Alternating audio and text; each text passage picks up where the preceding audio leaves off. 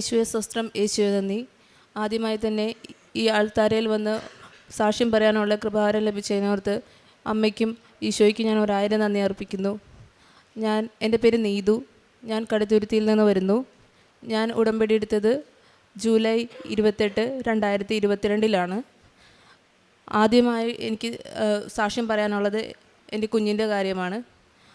അവന് 1 വയസ്സ് കഴിഞ്ഞപ്പോൾ അവൻ്റെ കണ്ണിൻ്റെ കൃഷ്ണമണി ഒരു സൈഡിലേക്ക്, ഉള്ളിലേക്കെന്നല്ല ഒരു സൈഡിലേക്ക് നീങ്ങുന്നതായിട്ട് കാണപ്പെട്ടു.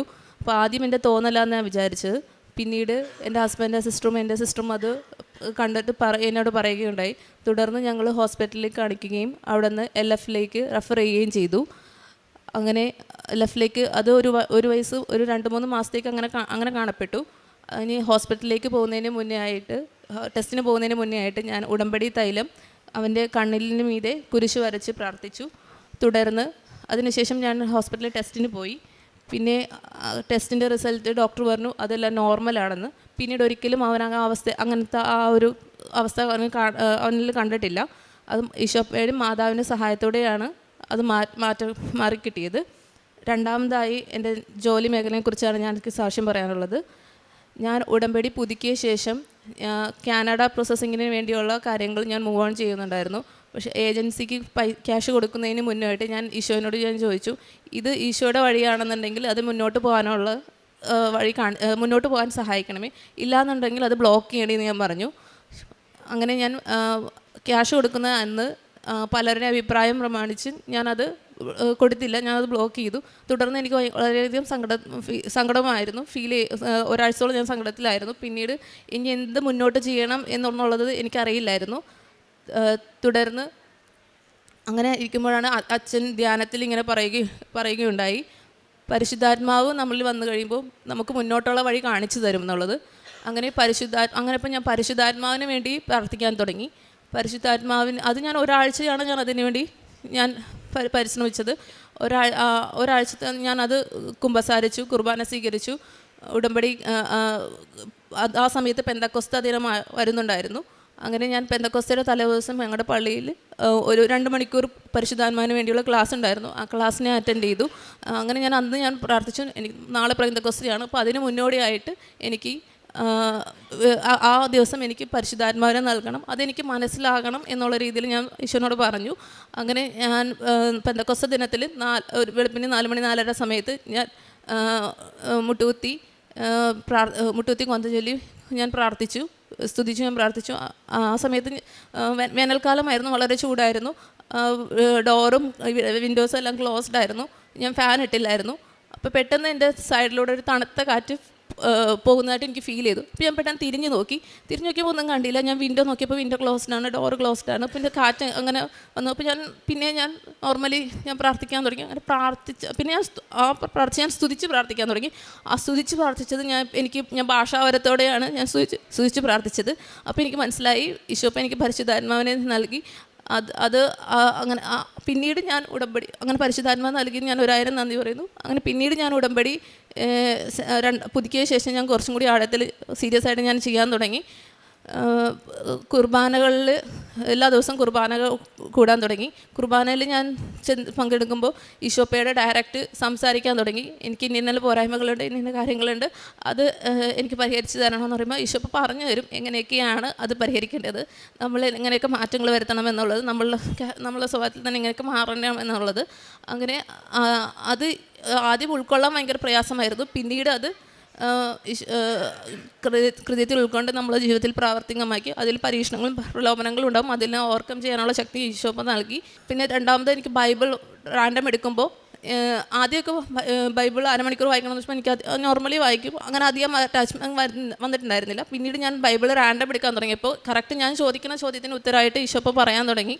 അങ്ങനെ ഞാൻ എന്താണ് ചോദിക്കുന്നത് അതിന് മറുപടി പറയാൻ തുടങ്ങി. അപ്പോൾ എനിക്ക് കൂടുതൽ ചിലപ്പോൾ എനിക്ക് മനസ്സിലാവില്ല. അപ്പോൾ ഞാൻ ചോദിക്കും ഇതെന്താണ്, എനിക്ക് മനസ്സിലായില്ല. അപ്പോൾ ഒന്നുകൂടി ഞാൻ എടുക്കുമ്പോൾ അത് കറക്റ്റായിട്ട് എനിക്ക് മനസ്സിലാക്കുന്ന രീതിയിൽ പറഞ്ഞു തരും. ചിലപ്പോൾ അതിൻ്റെ വാക്യം താഴെ എഴുതിയിട്ടുണ്ടാകും, അത് കമ്പാരിസൺ ചെയ്യും. ചിലപ്പോൾ മനസ്സിലാകാത്തപ്പോൾ താഴെ വാക്യം എഴുതുമ്പോൾ അത് വേറെ മറ്റു സ്ഥലത്ത് എഴുതിയേക്കുന്നത് ഞാൻ കമ്പാരിസൺ ചെയ്ത് വായിക്കും. അങ്ങനെ എനിക്ക് ശരിക്കും പറഞ്ഞു തരും. തുടർന്ന് ഞാൻ 4ാമത്തെ ഉടമ്പടി ഞാൻ പുതുക്കി. 4ാമത്തെ ഉടമ്പടി പുതുക്കി ഞാൻ എൻ്റെ പാസ്പോർട്ട് ഞാൻ ഇവിടെ സമർപ്പിച്ചിട്ട് ഇവിടെ മാതാവിനെ ഞാൻ സമർപ്പിച്ചിട്ടാണ് ഞാൻ 4ാമത്തെ ഉടമ്പടി പുതുക്കിയത്. ഇതിനു മുന്നായിട്ട് ഞാൻ 2ാമത്തെ ഉടമ്പടി പുതുക്കിയ സമയത്ത് ഞാൻ ഈശോപ്പനോട് പറഞ്ഞിരുന്നു, ഞാൻ മേ ബി എൻ്റെ തെറ്റ് മൂലമായിരിക്കും ഞാനത് മുന്നേ ഉള്ള എൻ്റെ പാപം മൂലമായിരിക്കും എനിക്ക് ഈ ഉടമ്പടി എനിക്ക് ജോലി മേഖലയിൽ പുരോഗമനമില്ലാതെ മുന്നോട്ട് പോകുന്നത്. അപ്പോൾ ഞാൻ എൻ്റെ തന്നെ പാപങ്ങളെ സെഗ്രിഗേറ്റ് ചെയ്ത് ഞാനൊരു 10 മന്ത്സ് കാൽക്കുലേറ്റ് ചെയ്തു. ഞാൻ ഈ 10 മന്ത്സ് ഞാൻ വേറെ ജോബൊന്നും നോക്കിയിട്ടില്ല, ഞാൻ എന്നെ തന്നെ മാറ്റാൻ വേണ്ടി ഞാൻ പരിശ്രമിക്കുന്നു. ഈശോപ്പനെ ഞാൻ 2ാമത്തെ ഉടമ്പടി പുതുക്കിയപ്പോൾ ഞാൻ പറഞ്ഞിട്ടുണ്ടായിരുന്നു. അങ്ങനെ ഞാൻ 4ാമത്തെ ഉടമ്പടി പുതുക്കി. പിറ്റേ ദിവസം ആവുമ്പോഴേക്കും എനിക്ക് എൻ്റെ ഉടമ്പടി പുതുക്കി പിറ്റേ ദിവസം ആവുമ്പോഴേക്കും എനിക്ക് മൊത്തം പല കാര്യങ്ങളും നെഗറ്റീവ് ആയിട്ടുള്ള കാര്യങ്ങളാണ് വരാൻ തുടങ്ങിയത്. ഞാൻ സ്കൂട്ടിയിൽ നിന്ന് വീഴുകയും അങ്ങനെ അങ്ങനത്തെ പല നിസ്സാര അങ്ങനത്തെ കാര്യങ്ങളൊക്കെ വരും. അപ്പോൾ ഉടമ്പടി പുതുക്കിയിട്ടും ഇങ്ങനെയാണോ എന്നുള്ള രീതിയിൽ, പക്ഷെ ഞാൻ വിശ്വസിച്ചത് അത് എൻ്റെ ഉടമ്പടി മാതാവ് മുഖേന ഈശോ ഏറ്റെടുത്തത് കൊണ്ടാണ്. എനിക്ക് എന്നെ പരീക്ഷിക്കാൻ വേണ്ടിയാണ് അങ്ങനെ നെഗറ്റീവ് സാധ്യം വരുന്നത്. അതിൽ ഞാൻ വീണ് പോകാതെ മുന്നോട്ട് തന്നെ പിടിച്ചു നിൽക്കണം എന്നുള്ള ബലത്തിൽ ഞാൻ ഈശോയുടെ സഹായത്തോടെ ഞാൻ മുന്നോട്ട് പോയി. അങ്ങനെ 4ാമത്തെ ഉടമ്പടി അങ്ങനെ 2 ആഴ്ച കഴിഞ്ഞു. 4ാമത്തെ ഉടമ്പടി പുതുക്കി 2 ആഴ്ച കഴിഞ്ഞപ്പോഴേക്കും എൻ്റെ അനിയത്തിയുടെ ഹസ്ബൻഡിൻ്റെ മുഖേന ഹസ്ബൻഡ് വഴി ഒരു ദുബായിലുള്ളൊരു കമ്പനിയിൽ വാക്കൻസിയുടെ ബ്രൗഷർ എനിക്ക് സെൻഡ് ചെയ്ത് തന്നു. അങ്ങനെ എല്ലാവരുടെയും അഭിപ്രായം പ്രമാണിച്ച് ഞാൻ ആ വാക്കൻസിയിലേക്ക് അതിലേക്ക് ഞാൻ CV സെൻഡ് ചെയ്തു. ഒന്നരാഴ്ച കഴിഞ്ഞപ്പോഴേക്കും സെപ്റ്റംബർ 21-ാം തീയതി എനിക്ക് കോൾ വന്നു. എനിക്ക് അറ്റൻഡ് ചെയ്യാൻ പറ്റിയില്ല. ഞാൻ തിരിച്ചു വിളിച്ചപ്പോൾ ഇൻ്റർവ്യൂ കോളെന്ന് മനസ്സിലായത്. 23-ാം തീയതി ഷെഡ്യൂൾ ചെയ്തു. ആ ഇൻ്റർവ്യൂ കോൾ ഞാൻ കട്ട് ചെയ്ത് ഞാൻ ഫോൺ നോക്കിക്കഴിഞ്ഞപ്പോൾ അതിലൊരു വാട്സപ്പ് മെസ്സേജ് വന്ന് എടുക്കുന്നു. അത് എൻ്റെ അടുത്തുള്ള വീട്ടിലെ ചേട്ടൻ്റെ മെസ്സേജ് ആയിരുന്നു. അത് ഇവിടെ ആ ചേട്ടൻ വന്ന് ഉടമ്പടി ക്ലാസ്സിൽ ഇപ്പോൾ പങ്കെടുത്തുകൊണ്ടിരിക്കുകയാണെന്നുള്ളതാണ്. ഈ ചേട്ടനോട് ഞാൻ മാതാവിനെക്കുറിച്ചും കൃപാസനെക്കുറിച്ചും പറഞ്ഞ് ഉടമ്പടിയിൽ എടുക്കണമെന്ന് ഞാൻ പറയണം. മുന്നേ ചേട്ടൻ്റെ പല അസൗകര്യങ്ങളും മൂലം പോകാൻ പറ്റിയില്ല. അങ്ങനെ കറക്റ്റ് ആ ദിവസം തന്നെ ആ ചേട്ടൻ ഇവിടെ വന്ന് ഉടമ്പടി എടുത്ത് ക്ലാസ്സിൽ കൂടിക്കൊണ്ടിരിക്കുന്ന ആ സമയത്ത് തന്നെയായിരുന്നു എനിക്ക് ഇൻ്റർവ്യൂ കോൾ വരികയും അത് സ്കെഡ്യൂൾ ആവുകയും ചെയ്തിരുന്നത്. അതെനിക്ക് വളരെയധികം ഗ്രേസ്ഫുള്ളായിട്ട് തോന്നി. കാരണം നമ്മൾ മുഖേന ഒരു വ്യക്തി ദൈവത്തിലേക്ക് കൂടുതൽ അടുക്കുമ്പോൾ അതിൻ്റെ അനുഗ്രഹം നമുക്ക് ലഭിക്കുന്നതായിട്ട് ആ ദൈവം എനിക്ക് കാണിച്ചു തന്നതായിട്ട് എനിക്ക് തോന്നി. അതിനുശേഷം ഇൻ്റർവ്യൂ സെപ്റ്റംബർ 23 ഷെഡ്യൂൾ ചെയ്തു. ഇൻ്റർവ്യൂവിന് ഞാൻ പോകുന്നതിന് മുന്നേറ്റ് ഞാൻ ക്വസ്റ്റ്യൻസ് റെഫർ ചെയ്യുന്നു. പിന്നെ ക്വസ്റ്റ്യൻസ് നോക്കണമെന്ന് എൻ്റെ മനസ്സിൽ ഇങ്ങനെ പറഞ്ഞു തന്നു. അങ്ങനെ 6 ക്വസ്റ്റ്യൻസ് നോക്കി. അങ്ങനെ ഇൻ്റർവ്യൂവിന് ബാംഗ്ലൂരിലായിരുന്നു ഇൻ്റർവ്യൂ. അങ്ങനെ ഇൻ്റർവ്യൂവിന് പോകുന്നതിന് മുന്നേ ഞാൻ ഉടമ്പടി കൊന്ത ചൊല്ലി വിശ്വാസപ്രമാണം ചൊല്ലി ഉടമ്പടി തൈലം ഞാൻ കുടിച്ചു. അത് പല സാക്ഷ്യങ്ങളിലും മക്കൾ ഇവിടെ പറയുന്നുണ്ടായിരുന്നു. എക്സാമിന് പോകുന്നതിന് മുമ്പ് ഉടമ്പടി തൈലം കുടിക്കുന്നതിനെ കുറിച്ചെല്ലാം. സോ അങ്ങനെ ഞാൻ അത് പ്രത്യക്ഷീകരണ പ്രാർത്ഥനയും ചൊല്ലി ഞാൻ ഇൻ്റർവ്യൂ ബോർഡിലേക്ക് അവിടെ ചെന്നപ്പോൾ അവരൊരു മൊത്തം ഗ്ലാസ് ഡോറായിരുന്നു. അപ്പോൾ എനിക്ക് അവിടെ ഉപ്പിടണമെന്നുണ്ടായിരുന്നു ഇൻ്റർവ്യൂ ആ റൂമിൽ. പക്ഷേ അവർ കാണും, ഉപ്പിടുന്നത് അവർ കാണും. ഞാനത് ഇട്ട് അപ്പോൾ ഞാൻ എന്ത് ചെയ്യും? അപ്പോൾ എൻ്റെ ടേണാണ് നെക്സ്റ്റ്. ഞാൻ കയറാൻ വേണ്ടി പോയപ്പോഴേക്കും അവർ ബ്രേക്കിന് പോകാമെന്ന് പറഞ്ഞു. അവർ ആ റൂമിൽ നിന്ന് പോയി. അവർ തിരിച്ച് ഒരു 5 മിനിറ്റ് 10 മിനിറ്റ് കഴിഞ്ഞപ്പോൾ അവർ തിരിച്ച് വന്നു. അപ്പോൾ എന്നോട് കയറാൻ പറഞ്ഞു. അപ്പോൾ ഞാൻ അവരെ പിന്നാലെ പോയത്. അപ്പോൾ പിന്നാലെ പോയതുകൊണ്ട് എനിക്ക് അവിടെ ആ റൂമിൽ ഉപ്പിടാനും സാധിച്ചു. അങ്ങനെ ഉപ്പിടാൻ സാധിച്ചു. അതിനുശേഷം ഞാൻ ഇൻ്റർവ്യൂവിൽ അറ്റൻഡ് ചെയ്തു. ഇൻ്റർവ്യൂവിൽ ക്വസ്റ്റ്യൻസ് ചോദിച്ചത് ഞാൻ തലേദിവസം എനിക്ക് മനസ്സിൽ ഈശോ പറഞ്ഞു തന്ന അതേ ക്വസ്റ്റ്യൻസ് ആയിരുന്നു ഇൻ്റർവ്യൂവിൽ ചോദിച്ചത്. അങ്ങനെ ഞാൻ ഇൻ്റർവ്യൂവിന് സെലക്റ്റായി. ഓൾമോസ്റ്റ് 250ഓളം പേരുണ്ടായിരുന്നു. 250 പേരിൽ 15 പേരെയാണ് 15 പേരാണ് സെലക്ട് ചെയ്തത്. അത് മാതാവിൻ്റെയും ഈശോയുടെ അനുഗ്രഹത്താൽ എനിക്ക് ആ 15 പേരിൽ ഒരാളായി സെലക്ട് ചെയ്യപ്പെട്ടു. തുടർന്ന് അത് ഡിസംബർ ആകുമ്പോഴേക്കുമാണ് അതിൻ്റെ പ്രോസസ്സിങ്ങിലേക്ക് ജോയിൻ ചെയ്യേണ്ടതെന്ന് അവർ പറയുകയുണ്ടായി. ഞാൻ 10 മാസം ഞാൻ കാലയളവ് ഞാൻ ഈശോപ്പനോട് പറഞ്ഞിട്ടുണ്ടായിരുന്നു. ഞാൻ കാൽക്കുലേറ്റ് ചെയ്യുമ്പോൾ 10 മാസം എൻ്റെ സെക്കൻഡ് ഉടമ്പടി സ്റ്റാർട്ട് ചെയ്തിട്ടാണ്. അപ്പോൾ അത് ഡിസംബറിലായിരുന്നു വന്നിരുന്നത്. പക്ഷേ എനിക്ക് ഇൻ്റർവ്യൂ കോൾ ഇൻ്റർവ്യൂ സെലക്ട് ചെയ്തത് സെപ്റ്റംബറിലാണ്. അപ്പോൾ എൻ്റെ ആദ്യത്തെ ഉടമ്പടി തുടങ്ങി കാൽക്കുലേറ്റ് ചെയ്യുമ്പോൾ കറക്റ്റ് 10 മാസം വരെ സെപ്റ്റംബറിലാണ്. പിന്നെ ആദ്യത്തെ ഉടമ്പടിയും ഈശോപ്പോൾ കണക്കിലെടുത്തിട്ടാണ് അത് സെപ്റ്റംബറിലായിട്ട് എനിക്ക് ഷെഡ്യൂൾ ചെയ്ത് തന്നത്.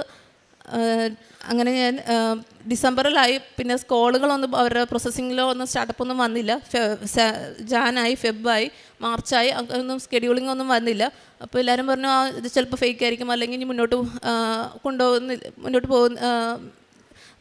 അങ്ങനെ ഡ്രോപ്പ് ഔട്ട് ചെയ്തിട്ടുണ്ടാവും അങ്ങനെയൊക്കെ പറഞ്ഞു. സോ ഞാൻ പക്ഷേ ഈശോയിലപ്പയിൽ ഞാൻ മാതാവിനെ വിശ്വസിച്ച് മുന്നോട്ട് പോയി.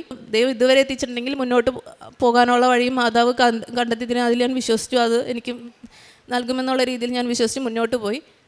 അങ്ങനെ ഒരിക്കലാണ് ഒരു അച്ഛൻ്റെ ഇങ്ങനെ ടോക്ക് തന്ന് ഞാനോർത്ത് ഇനി എന്തെങ്കിലും മാറ്റം ഇനിയും വരാനുണ്ട്, അതുകൊണ്ടാണ് ഇനിയും എൻ്റെ ഇനിയും ഡിലേയും വരുന്നത്. അപ്പോൾ ഞാൻ ഈ കറക്റ്റ് ആ സമയത്തൊരു ടോക്ക് കേട്ടു. അതൊരു നോമ്പ് കാല സമയമായിരുന്നു. ഈ 40 ദിവസം നോമ്പ് നമ്മൾ പ്രാർത്ഥനയിലും ഉപവാസത്തിലും മുന്നോട്ട് കൊണ്ടുപോയ അങ്ങനെ നമ്മളുടെ കയ്യിൽ നമ്മളായിട്ട് തന്നെ മാറ്റണമെന്ന് മാത്രം ആഗ്രഹിച്ചാൽ പോരാ, അതിനുവേണ്ടി നമ്മൾ എഫേർട്ട് എടുക്കണം എന്നുള്ള രീതിയിലാണ് ആ അച്ഛൻ ആ ടോക്കിൽ പറഞ്ഞത്.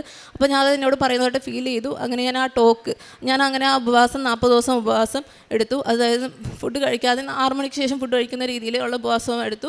അതിനൊപ്പം തന്നെ ഇവിടെ ഞാൻ സാക്ഷ്യങ്ങൾ കേട്ടു. മാതാവിൻ്റെ പ്രസൻസ് ഒത്തിരി പേര് പ്രസൻസ് ഫീൽ ചെയ്യുന്നത് സുഗന്ധാഭിഷേകം മൂലമെല്ലാം. അപ്പോൾ എനിക്ക് സുഗന്ധാഭിഷേകം ലഭിക്കണമെന്ന് എനിക്ക് ആഗ്രഹമുണ്ടായിരുന്നു. ഇവിടെ മക്കൾ ഓരോ ദിവസം 10 കൊന്ത ചെല്ലിയിട്ടുള്ള മകൾക്ക് സാക്ഷി ഞാൻ കേട്ടു, അവൾക്ക് സുഗന്ധാഭിഷേകം ലഭിച്ചത്. അപ്പോൾ ഞാനും ആദ്യം 7 കൊന്ത വെച്ച് ചെല്ലി, പിന്നീട് എനിക്ക് 10 കൊന്ത ചെല്ലാനുള്ള കൃപാവനം മാതാവിൻ്റെ സഹായത്തോടെ എനിക്ക് 10 കൊല്ലം ചെല്ലാൻ പറ്റി. അങ്ങനെ ഒരു 2 ആഴ്ച കഴിഞ്ഞപ്പോഴേക്കും എനിക്ക് സുഗന്ധാഭിഷേകം ലഭിക്കാൻ തുടങ്ങി. ഞാൻ വീട്ടിലിരുന്ന് കൊന്ത ചെല്ലുമ്പോൾ പോലും എനിക്ക് മാതാവിൻ്റെ മുല്ലപ്പൂവിൻ്റെ മണം എനിക്ക് ലഭിക്കാൻ തുടങ്ങി. അങ്ങനെ ഞാൻ 40 ദിവസം നോമ്പ് ഞാൻ പൂർത്തീകരിച്ചു കഴിഞ്ഞപ്പോഴേക്കും ഇവിടെ അച്ഛൻ്റെ ധ്യാനത്തിൽ ഒരു നമ്പേഴ്സ് അച്ഛൻ ഇങ്ങനെ പറഞ്ഞു. 1556 126 എന്നുള്ള നമ്പർ ഇങ്ങനെ അച്ഛൻ പറഞ്ഞു. അപ്പം ഞാൻ ഈ ധ്യാനം കേട്ടത് ഇവിടെ അപ്ലോഡ് ചെയ്ത് 2 ദിവസം കഴിഞ്ഞിട്ടാണ് ഞാൻ ആ ധ്യാനം കേട്ടത്. അപ്പം ഞാൻ ആ ധ്യാനം കേട്ടതിൻ്റെ പിറ്റേ ദിവസം തുടങ്ങി ഞാൻ കാൽക്കുലേറ്റ് ചെയ്തു ഇന്ന ദിവസം. അപ്പോൾ കാൽക്കുലേറ്റ് ചെയ്യുമ്പോൾ May 15th ആണോ ആ ദിവസമായിട്ട് വരുന്നത്. അപ്പോൾ ഞാൻ പറഞ്ഞു ആ May 15th ആ ദിവസത്തിന് മുന്നേ ആയിട്ട് എനിക്ക് എൻ്റെ വിസ എനിക്ക് കിട്ടണം. പക്ഷെ അവർ കോളോ കാര്യങ്ങളോ ഒന്നും ചെയ്തിട്ടില്ല. അങ്ങനെ 2 ആഴ്ച കഴിഞ്ഞപ്പോഴേക്കും എനിക്ക് അവിടെ നിന്നൊരു കോള് വന്നു. അതായത് ദുബായിൽ ഫ്ലഡ് ആയതുകൊണ്ടാണ് അവരുടെ പ്രോസസ്സിങ് കാര്യങ്ങളെല്ലാം ഡിലേ ചെയ്തത്. അപ്പോൾ അവർ പ്രോസസ്സിങ് സ്റ്റാർട്ട് ചെയ്യാൻ പോവാന്ന് പറഞ്ഞു. അങ്ങനെ അവർ പ്രോസസ്സിങ് സ്റ്റാർട്ട് ചെയ്തു. പക്ഷെ അപ്പോഴും മുന്നോട്ട് ഞാൻ ദിവസങ്ങൾ കഴിയുന്നതോറും ഞാൻ പറഞ്ഞ ഡേറ്റ് കഴിഞ്ഞ് പോകും, ഈവൻ വിസയൊക്കെ വന്ന് കഴിയണം. അപ്പോൾ ഞാൻ മാതാവിനോട് പറഞ്ഞു, അത് ഞാൻ പറഞ്ഞ ഡേറ്റ് May 15 അപ്പോൾ അതിന് മുന്നേ പിന്നെ പക്ഷേ വിസ വരാനുള്ള സമയം ഇനിയും എടുക്കുമല്ലോ എന്നുള്ള പറഞ്ഞു. അങ്ങനെ May 14 വൈകിട്ട് 7:30 ആയപ്പോൾ എനിക്ക് മെയിൽ വന്നു. അതെനിക്ക് വിസ തന്നതായിരുന്നു. അങ്ങനെ May 21 ഞാൻ ആ കമ്പനിയിൽ ജോയിൻ ചെയ്തു. അങ്ങനെ മാതാവിൻ്റെ മധ്യസ്ഥയാൽ ഈശോപ്പ വഴി എനിക്ക് ആ ജോലി ലഭിക്കുകയുണ്ടായി. പിന്നീട് തുടർന്ന് ഞങ്ങളുടെ കുടുംബത്തിൽ മറ്റു പല അനുഗ്രഹങ്ങളും മാതാവ് നൽകുകയുണ്ടായി. ഞങ്ങളുടെ കിണറ്റിലെ വേനൽക്കാലം ഞാൻ കിണർ വറ്റി പോകുകയും ചെയ്യുമായിരുന്നു. പക്ഷേ അവിടെ ഉപ്പിട്ട് പ്രാർത്ഥിച്ചതിൻ്റെ ഫലമായിട്ട് കിണറ്റിൽ പിറ്റേ ദിവസം തന്നെ ഈ വേനൽക്കാലമായിട്ട് പോലും അതിശക്തമായ മഴ ലഭിക്കുകയും കിണറ്റിൽ വെള്ളം നിറയുകയും പിന്നീട് ഒരിക്കലും ആ കിണർ വറ്റാൻ മാതാവ് ഇടവരുത്തിയിട്ടില്ല.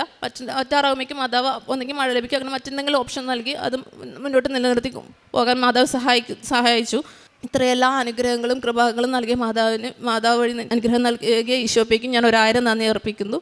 പിന്നെ കാരുണ്യപ്രവർത്തനവും പ്രേക്ഷിത പ്രവർത്തനമായിട്ട് ഞാൻ ഓൾഡ് ഏജ് ഹോമിലേക്ക് പോകുമായിരുന്നു. എനിക്ക് ജോബില്ലെങ്കിൽ പോലും എനിക്ക് കിട്ടുന്ന എമൗണ്ട് വെച്ച് ഞാൻ അവർക്ക് ഫുഡ് കൊടുക്കുകയും അവരായിട്ട് സമയം സ്പെൻഡ് ചെയ്യുകയും പൊതിച്ചോറ് ഞാൻ പ്രിപ്പയർ ചെയ്യുകയും അത് ഞാൻ സ്കൂട്ടിയിൽ പോയി ഞാൻ പാവപ്പെട്ട ആൾക്കാർക്ക് ഞാൻ പൊതിച്ചോറ് കൊടുക്കുകയും അവർക്ക് കൃപാസനത്തിൽ മാതാവിനെക്കുറിച്ച് പറഞ്ഞു കൊടുക്കുകയും ഇവിടുത്തെ സാക്ഷ്യങ്ങൾ പറഞ്ഞു കൊടുക്കുകയും ചെയ്യുമായിരുന്നു. പ്രേക്ഷിത പ്രവർത്തനമായിട്ട് ഞാൻ ആദ്യം എനിക്ക് പത്രം കൊടുക്കാനൊക്കെ ബുദ്ധിമുട്ടായിരുന്നു. പിന്നീട് മാതാവ് ആക്കി തന്നു. അതൊരു മീഡിയം ഓഫ് കമ്മ്യൂണിക്കേഷൻ. അതുവഴി അതെനിക്ക് മറ്റുള്ളവർക്ക് പറഞ്ഞു കൊടുക്കാനുള്ള ഒരു ദാഹം എനിക്കുണ്ടായി. ഹോസ്പിറ്റലുകളിലും ഓട്ടോ സ്റ്റാൻഡുകളിലും ഞാൻ ഹോസ്പിറ്റലിൽ ഓരോ വാർഡുകളും കയറി ഞാൻ രോഗികളെ കാണാനും അവർക്ക് പത്രം കൃപാസനയെക്കുറിച്ച് പറഞ്ഞു കൊടുക്കാനും എൻ്റെ സാക്ഷ്യം എൻ്റെ കുടുംബത്തിൽ നടന്ന മറ്റു അനുഗ്രഹങ്ങളുടെ കാര്യങ്ങളും അവരോട് പറഞ്ഞു കൊടുക്കാനും ഇവിടുത്തെ കുടുംബ സാക്ഷ്യങ്ങളും ഞാൻ അവർക്ക് പറഞ്ഞു കൊടുക്കാനും ശ്രമിച്ചു. അങ്ങനെ അവരിൽ വിശ്വാസം ഞാൻ വളർത്താൻ വേണ്ടി ഞാൻ മാതാവ് ഇങ്ങനെ സഹായിച്ചു. കുർബാനയുടെ ഡെയിലി ഞാൻ അറ്റൻഡ് ചെയ്യാൻ തുടങ്ങുമ്പോഴാണ് എനിക്ക് ഈശോപ്പയെ വഴി കമ്മ്യൂണിക്കേറ്റ് ചെയ്യാൻ സാധിച്ചത്. അത് കുർബാന ദൈവം കമ്മ്യൂണിക്കേറ്റ് ചെയ്യുന്നത് ഒന്നെങ്കിൽ വായന രൂപമോ അല്ലെങ്കിൽ ഡയറക്റ്റ് നമ്മൾ സംസാരിക്കാൻ നമ്മളുടെ ഹൃദയത്തിൽ തന്നെ നമുക്ക് പറഞ്ഞു തരും. ഇന്ന പ്രോബ്ലം ഉണ്ടെങ്കിൽ അത് നീ ഇന്ന പോലെ ഇന്ന കാര്യം നിൻ്റെ സ്വഭാവത്തിലുണ്ടെങ്കിൽ അത് ഇന്ന പോലെ നീ മാറ്റാൻ ശ്രമിക്കുക എന്നുള്ളത് പറഞ്ഞു തരും. പിന്നെ ഞാൻ കുർബാനയിൽ ഞാൻ മുടക്കം വരുത്തുന്ന സമയങ്ങളിലാണ് ഞാൻ ഏറ്റവും കൂടുതൽ ഞാൻ പാപത്തിൽ ഞാൻ വീണ് പോകുന്നത്. കുർബാന ഞാൻ കണ്ടിന്യൂസ് ഞാൻ ഡെയിലി ഞാൻ കുർബാന കൂടുമ്പോൾ എനിക്ക് ആ തെറ്റ് അത് പാപമാണ് എന്നുള്ള ബോധ്യം എനിക്ക് മനസ്സിലാക്കുകയും അതിൽ നിന്ന് പിന്തിരിയാനുള്ള ഒരു കൃപയും എനിക്ക് കുർബാനയിലൂടെ എനിക്ക് ലഭിക്കാറുണ്ട്. ഇവരെല്ലാം അനുഗ്രഹങ്ങൾ നൽകിയ ഈശോപ്പയ്ക്കും മാതാവിനും ഞാൻ 1000 നന്ദി അർപ്പിക്കുന്നു. അപ്പസ്തോല പ്രവർത്തനങ്ങൾ 1-ാം അധ്യായം 8-ാം തിരുവചനം. എന്നാൽ പരിശുദ്ധാത്മാവ് നിങ്ങളുടെ മേൽ വന്നു കഴിയുമ്പോൾ നിങ്ങൾ ശക്തി പ്രാപിക്കും. ജെറുസലേമിലും യൂദയ മുഴുവനിലും സമറിയായിലും ഭൂമിയുടെ അതിർത്തികൾ വരെയും നിങ്ങൾ എനിക്ക് സാക്ഷികളായിരിക്കുകയും ചെയ്യും. നീതു എന്ന ഈ സഹോദരി പരിശുദ്ധ അമ്മയുടെ മധ്യസ്ഥതയിൽ ലഭിച്ച എല്ലാ അനുഗ്രഹങ്ങൾക്കും നന്ദി പറഞ്ഞുകൊണ്ട് ജീവിത പങ്കാളിയോടും കുഞ്ഞിനോടുമൊപ്പം പ്രത്യക്ഷീകരണ സാക്ഷ്യം ഈ അൾത്താരയിൽ ഏറ്റുപറയുകയാണ്. നീതുവിൻ്റെ ജീവിതത്തിൽ ഈശോ ഇടപെട്ടിട്ടുള്ള ഒരുപാട് അത്ഭുതങ്ങളെക്കുറിച്ചും അനുഭവങ്ങളെക്കുറിച്ചും ഈ മകളിവിടെ സംസാരിക്കുകയായിരുന്നു. പരിശുദ്ധാത്മാവിൻ്റെ വലിയ കൃപയാണ് ഉടമ്പടിയെ മുന്നോട്ട് നയിക്കുന്നത് എന്നാണ് ഈ മകളുടെ സാക്ഷ്യത്തിൻ്റെ ആകെ ചുരുക്കത്തെക്കുറിച്ചും മകൾ പറയുന്നത്. നാം ഉടമ്പടി അടിസ്ഥാനപ്പെടുത്തി നോക്കുമ്പോൾ അതിലുണ്ടായിരിക്കേണ്ട എല്ലാ കണ്ടൻറ്റുകളും തന്നെ ഈ മകൾക്ക് പരിശുദ്ധ അമ്മയുടെ മാധ്യസ്ഥമായി ലഭിച്ചിട്ടുണ്ട്. ഉടമ്പടി കണ്ടൻറ്റുകളായ not by merit but by grace എന്നതിൽ ഈ മകൾക്ക് കൃത്യമായും മകളുടെ ദുബായിലേക്കുള്ള വിസ സാധ്യമാവുകയായിരുന്നു. അതുപോലെ തന്നെ ഈശോയും പരിശുദ്ധ അമ്മയുമായി കൃത്യമായി കമ്മ്യൂണിക്കേറ്റ് ചെയ്യാനുള്ള ഒരു വലിയ കൃപ ഈ മകൾക്ക് ലഭിച്ചു. ഈ മകളുടെ എല്ലാ സുഗന്ധാഭിഷേകവും എല്ലാ സമയത്തും പരിശുദ്ധ അമ്മയുടെ മാധ്യസ്ഥവും സാമീപ്യവും ഈ മകൾക്ക് ലഭിക്കുന്നുണ്ട്. അതുപോലെ തന്നെ ഈ മകളുടെ എല്ലാ ജീവിത പ്രതിസന്ധികളെയും ഭാരങ്ങളെയും ലഘൂകരിച്ചു കൊടുക്കുന്ന ഒരവസ്ഥ, അവരുടെ സമയച്ചുരുക്കത്തിൻ്റെ ഒരു വലിയ ജീവിതാനുഭവം, ഇതെല്ലാം നോക്കുമ്പോൾ ഉടമ്പടിയിലൂടെ കടന്നു പോകുന്ന ഒരു വലിയ ജീവിതാനുഭവം ഈ മകൾക്ക് പരിശുദ്ധ അമ്മയുടെ മാധ്യസ്ഥം വഴി ഈശോ നൽകിയിട്ടുണ്ട്. പരിശുദ്ധാത്മാവ് നിറഞ്ഞു കഴിയുമ്പോൾ നിങ്ങൾ എനിക്ക് സാക്ഷികളായി തീരുമെന്നാണ് ഈശോ പറഞ്ഞിരിക്കുന്നത്. ഓരോ സമയത്തും നാം ഓരോ ഉടമ്പടി പുതുക്കുമ്പോഴും ഞാൻ എന്തുമാത്രം ഈശോയിലേക്ക് അടുത്തു എന്ന് പറയാനുള്ള ഒരു സാധ്യത നമ്മൾക്ക് ഇവിടെ തുറന്നു കിട്ടുകയാണ്. നീതു പറഞ്ഞതുപോലെ ഈശോ നമ്മോട് ചോദിക്കുന്നുണ്ട്, ഞാൻ ആരാണെന്നാണ് നിങ്ങൾ പറയുന്നത്? ഞാൻ ആരാണെന്നാണ് മറ്റുള്ളവർ പറയുന്നത്? ഞാൻ ആരാണെന്നാണ് ഇവൻ ആരാണ് എന്ന് ശിഷ്യന്മാർ തന്നെ ചോദിക്കുന്നുണ്ട്. കാറ്റും കടലും പോലും ഇവനെ അനുസരിക്കുന്നല്ലോ. ഇങ്ങനെയുള്ള ചോദ്യോത്തരങ്ങളിലൂടെയാണ് ഈശോ ആരാണെന്ന് നമുക്ക് കമ്മ്യൂണിക്കേറ്റ് ചെയ്യാൻ സാധിക്കുന്നത്. ജീവിതത്തിലെ അനുഭവങ്ങളിലൂടെയാണ് ആത്മീയത വളരുന്നതെന്ന് കഴിഞ്ഞ ദിവസത്തെ ഈ വരുന്ന നാളെയുള്ള നമ്മുടെ ഉടമ്പടി ധ്യാനത്തിൽ അച്ഛൻ വളരെ വ്യക്തമായി പറയുന്നുണ്ട്. ഈശോ ആരാണെന്ന് മറ്റുള്ളവരോട് ഏറ്റുപറയാനുള്ള നമ്മുടെ ജീവിതാനുഭവങ്ങൾ. സഹോദരി തന്നെ പറയുകയുണ്ടായി, എൻ്റെ ജീവിത പ്രതിസന്ധികളെല്ലാം വെച്ച് നോക്കുന്ന അവസരങ്ങളിലെല്ലാം എനിക്ക് ഉറപ്പായി എൻ്റെ ഉടമ്പടിയെ അത് ഉറപ്പിക്കുന്നതാണ്, എൻ്റെ വിശ്വസ്തതയെ ടെസ്റ്റ് ചെയ്യുന്നതാണെന്ന് അച്ഛൻ പറയുന്നുണ്ട്. നടന്നു വരുന്നവർ പറന്നു പോകുന്ന ജീവിതാനുഭവങ്ങളാണ് നാം ഉടമ്പടിയിലൂടെ കണ്ടുകൊണ്ടിരിക്കുന്നതെന്ന് അച്ഛൻ ഈ കഴിഞ്ഞ ഉടമ്പടി ധ്യാനത്തിൽ നമ്മെ ഓർമ്മിപ്പിക്കുന്നുണ്ട്. ആധ്യാത്മിക അധികാരം വർദ്ധിച്ചവർക്ക്, അതെല്ലാം വർദ്ധിപ്പിച്ചെടുക്കാൻ സാധിച്ചവർക്ക് പരിശുദ്ധാത്മാവിൻ്റെ കൃപയും പരിശുദ്ധ അമ്മയോടുള്ള ആഴമായ സ്നേഹവും ഈശോയോടുള്ള ഗാഢമായ ബന്ധവും എല്ലാം ഒരു ഇൻറ്റിമസി വരുന്നതെല്ലാം ഈ ഉടമ്പടിയിലൂടെ വളരെ ശക്തമായി സ്റ്റെപ്പ് വെച്ച് മുകളിലേക്ക് കയറുന്നതായി, കൂണി കയറുന്നത് പോലുള്ള ഒരു അനുഭവം നമ്മൾക്ക് ലഭിക്കുന്നതായി ഈ നീതുവിൻ്റെ സാക്ഷ്യത്തിൽ നമുക്ക് മനസ്സിലാക്കാം. ഏതൊരു ജീവിത പ്രതിസന്ധിയിലും പരിശുദ്ധ അമ്മ എനിക്ക് വേണ്ടി മാധ്യസ്ഥം വഹിക്കും എന്ന ഉറപ്പുള്ള ഈ സാക്ഷ്യത്തിന് ഈശോയ്ക്കും പരിശുദ്ധ അമ്മയ്ക്കും നമുക്ക് നന്ദി പറയാം. അതുപോലെ തന്നെ നമ്മുടെ എല്ലാ ജീവിത ഭാരങ്ങളെയും ഈ സാക്ഷ്യത്തോട് ചേർത്ത് വെച്ചുകൊണ്ട് ജീവിതഭാരങ്ങൾ ലഘൂകരിക്കുവാനും നമ്മുടെ ജീവിതത്തിൽ ടൈം ഷോർട്ടനിങ്ങിൻ്റെ ഒരു വലിയ അനുഭവം ഉണ്ടാകുവാനും പ്രാർത്ഥിച്ചുകൊണ്ട് ഇവരുടെ കുടുംബത്തിന് ലഭിച്ച എല്ലാ അനുഗ്രഹങ്ങൾക്കും നന്മകൾക്കും നന്ദി പറഞ്ഞുകൊണ്ട് ഈശോയ്ക്കും പരിശുദ്ധ അമ്മയ്ക്കും നല്ലൊരു കയ്യടി നൽകി സാക്ഷ്യം നമുക്ക് സമർപ്പിക്കാം. അത്യപൂർവ ദൈവാനുഭവങ്ങൾ ഇനി നിങ്ങൾക്കും സ്വന്തം. ഈ യൂട്യൂബ് ചാനൽ ഇതുവരെ സബ്സ്ക്രൈബ് ചെയ്തിട്ടില്ലെങ്കിൽ ഇപ്പോൾ തന്നെ സബ്സ്ക്രൈബ് ചെയ്യുക. ഈ വീഡിയോ ഇപ്പോൾ തന്നെ നിങ്ങളുടെ സുഹൃത്തുക്കൾക്ക് ഷെയർ ചെയ്തുകൊണ്ട് കർത്താവിൻ്റെ പ്രേക്ഷിതരാകുക.